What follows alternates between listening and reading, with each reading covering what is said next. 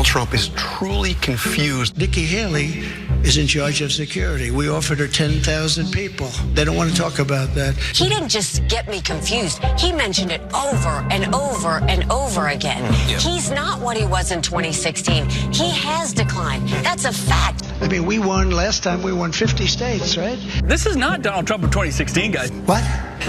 What is? If he's off the teleprompter, he can barely keep a cogent thought. I mean, that's just fact. We are an institute and a powerful death penalty. We will put this on. I think he's declining. I stumbled and mumbled purposely. I do speak in long, complex sentences, and I have a lot of material in each sentence. You have voter ID to buy a loaf of bread. You have ID to buy a loaf of bread. Have you noticed? He's a little confused these days. A person close to Trump actually says that he's rattled by Biden's efforts to get under his skin.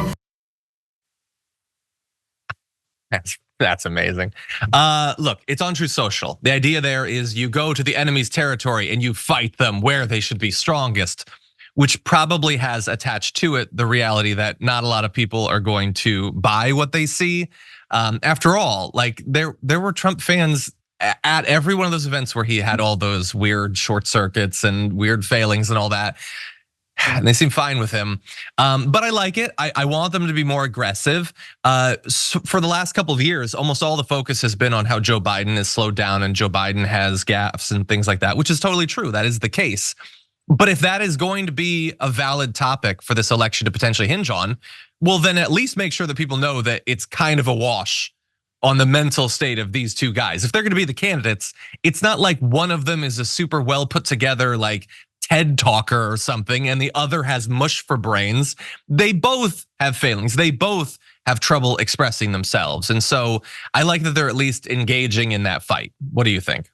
John, can you imagine what an actual Donald Trump TED talk would be like? Like, I know you like to do your Donald Trump impression, but I would love to hear a Donald Trump TED talk. But like the ad is fun, and it's on Truth Social. So he is trying to like hit Trump where his audience is, where it could potentially hurt him, or at least hurt his ego the most, right? And it seems to be working if it's getting under Trump's skin, allegedly. That's what is being reported, at least.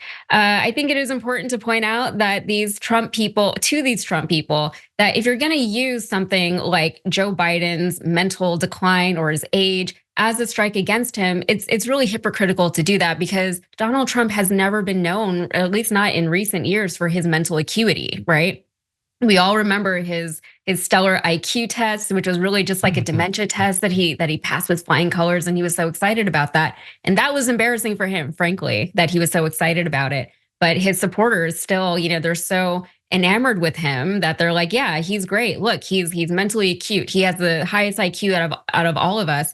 And it's like, he doesn't, right? Mm-hmm. So I think it would be best, easier for me, more tolerable for me to make it from now till November. If we just, as he said, just leave it as a wash, just move on from that point. This is where we are in America. It's not great, that these are our two candidates, but this is where we are. Yeah, look, I don't want this to be a big focus of the election or anything like that. And remember, this is an ad placed on Truth Social. This is not national, like it's gonna be leading off, hey, I'm watching Morning Joe and all of a sudden Dark Brandon's there. It's not that sort of thing. But I want them to fight. I want them to, this is acknowledging that they get that that's a way that they are being attacked. And the fact that they're responding shows that they're at least following what's going on. I at least want that. I want a vigorously, like pursued campaign. And up until very recently, we hadn't had that. Now that can't be the only thing. You should be vigorous in terms of pushing an actual policy agenda as well. So I do want to see more of that. I do want to see them responding more to what many of their voters see as potential failings. As you said earlier in the show, promises that you haven't made good on. At the very least, promise again to do it. I won't necessarily trust you, but it would be nice at least. And then, we see like the State Department talking about how they're considering ways to acknowledge the Palestinian state, shows that maybe they're seeing the criticism that they're getting in that area. At least they're paying attention, and maybe that's the start of more. With that said, do you have a quick final comment? No, I was just going to say, I would hope that they're paying attention because the rhetoric is so strong, and I just got a text message yesterday from the Joe Biden campaign asking, Yasmin, what can we say to get you to donate more money? And I was like, are you joking? You know what you can say and you're not saying it. So hopefully they are just, paying attention to the people who are actually likely to vote for them and, trying to keep those people or engage those people. Yeah. I assume it's one word, two parts, maybe? Yeah. There you go. Okay, you added on a second word, but I get where you're going. Okay, let's see. That's a challenge out to the Biden administration. Feel free to do that.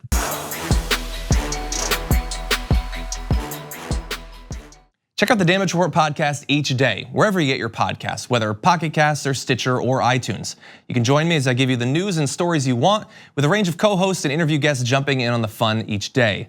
Again, that's the Damage Report, wherever you get your podcasts. And if you get them at iTunes, don't forget to rate and review. Sometimes I'll read them live on the show.